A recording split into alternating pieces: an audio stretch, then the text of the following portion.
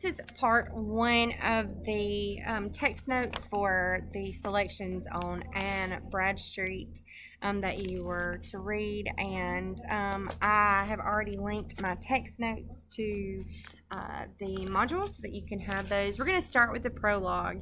And so a couple of things that you probably remember about Bradstreet from our beginning notes were that she was a Puritan wife, a Puritan mother. She believed very strongly in the Puritan faith, but she was also a great writer. She was very articulate. She was working in a field that had been long dominated by male poets. They were the gods of poetry, those British male poets. So there's the two sides of her. Okay, so she starts the prologue. This whole poem, the prologue, is basically just what it feels to her, how it feels to be a woman poet. So she begins here in the beginning to sing of wars, of captains, and of kings, of cities founded. She's listing all these grand things, this heavy kind of things that history brings about. She says that for my main pen are two superior things. She says that as a woman, this is too deep for me. I'm going to leave that to the boys, right? I'm going to let the pros of poetry, I'm going to let them take over those kinds of things. Let the poets and historians set these forth. My obscure lines shall not so dim their words. She says, I'm going to leave that to the experts, the men. Let's let them talk about those things. Then she kind of shifts through to, as she goes along, about kind of the things that she's not going to talk about in her poetry. She kind of brings around a kind of criticism, starting in about the 5th stanza. She's addressing her critics. She says, I'm obnoxious to each carping tongue who says my hand and needle better fits. She's addressing her critics here and said that, the people that she knows and all the experts would rather see her holding a needle or doing woman things, right, than to write. And then she says, a poet's pen I'll scorn, I should thus wrong, for such despite they cast on female wits. If what I do prove well, it won't advance. They'll say it's stolen, or else it was by chance. She says that even if she does write something fantastic, it won't get anywhere, because they'll either say that she stole it from somewhere else or she just got lucky. She then reminds her readers in the next stanza that the ancient Greeks thought that women could be poets. She says in 7, let Greeks be Greeks and women what they are. Men have precedency and still excel. So why can't women have a little bit of that pie too? Can it not yet grant some small acknowledgement of ours? You do what you do. You do it really well, and you're always going to do it really well. But what about me as a woman? Like, why can I recognize that you're going to do it better than me, but why can't I play the game too? Okay? So basically, she's telling the world that there's absolutely no reason for men to feel threatened by women poets. You're still going to be number one. I'm going to stroke your ego. You're still going to be number one, but I want to play the game too. Let me be taken seriously as a woman. Let me be acknowledged for what I am able to create. She says, I ask no bays. I'm not asking for you to give me praise and glory. I just want to play too. Okay? All right, so author to her book. Go back out. Oh, wrong one. I clicked on the wrong poem. Sorry.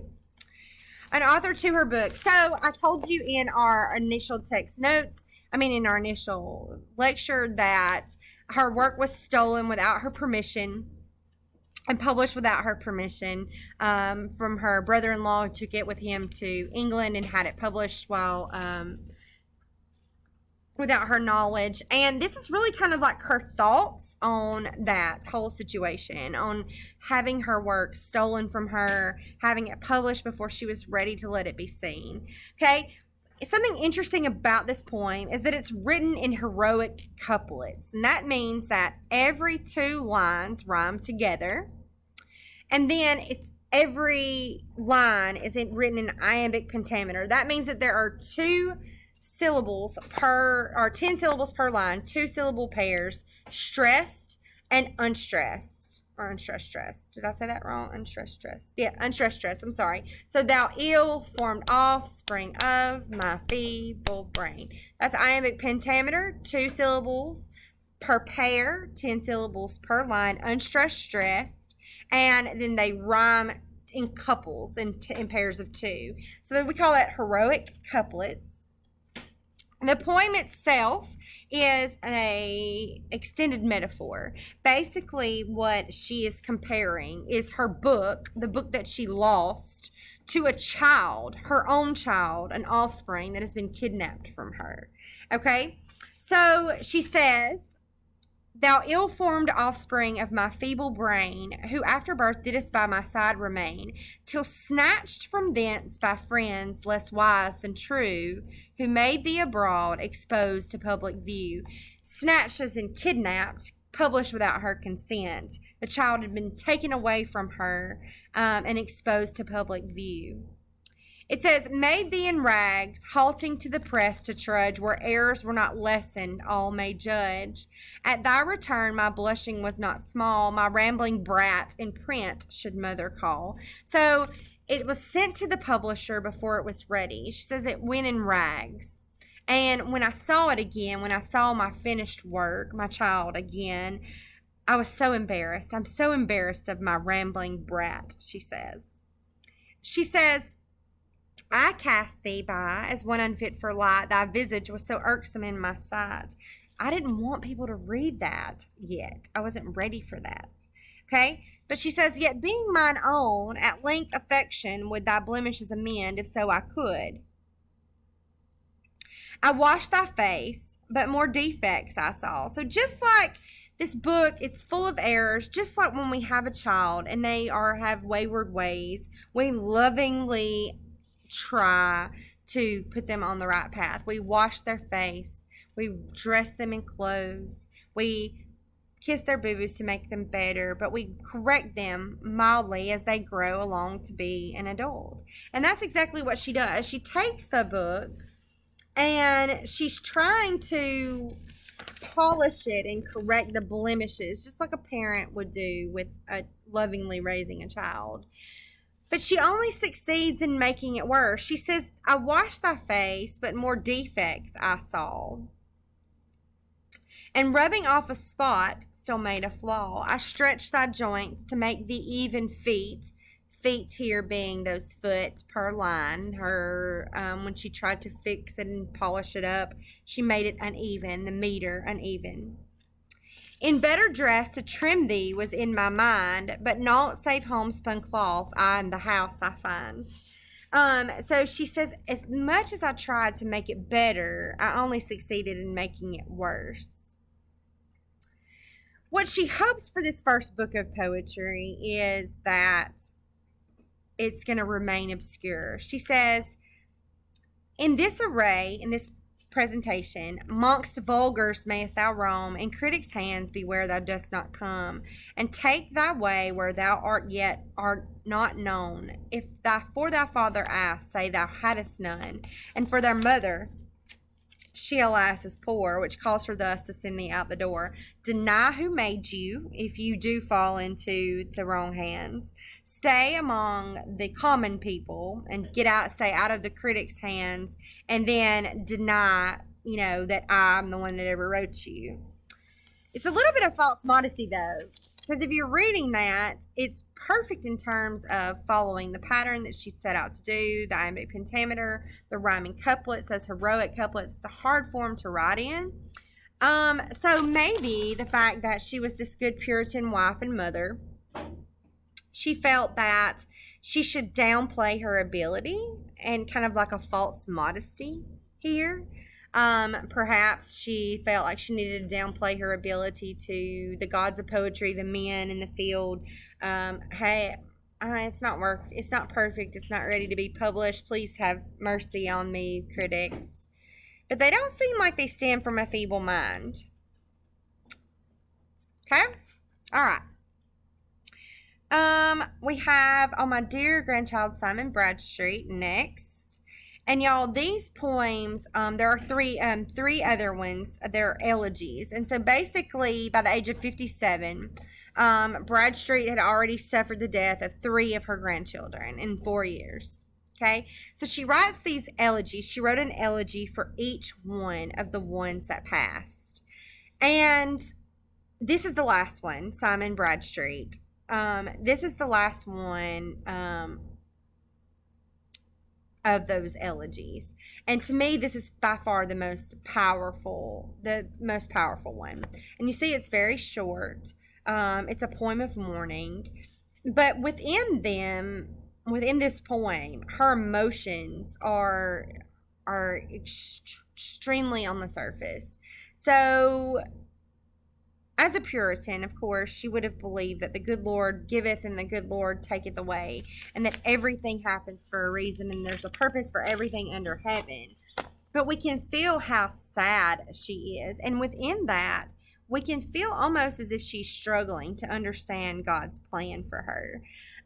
So the rhythm of this poem and form starts out in iambic pentameter. No sooner came but gone and fallen asleep.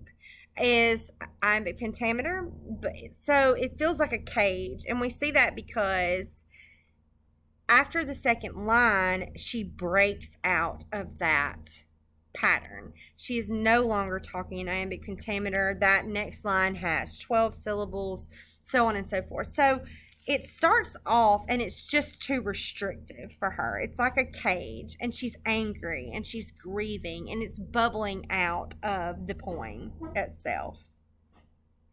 It's kind of bursting at the seams. So she struggles really to rein it back in. She tries with the next line. She says, cropped by the Almighty's hand, yet he is good. Is he good? She's bringing it back around to, but God, right? Yes, I'm dealing with this, but let me, God is good. God is good. And then she says, she tries really hard to bring it back together.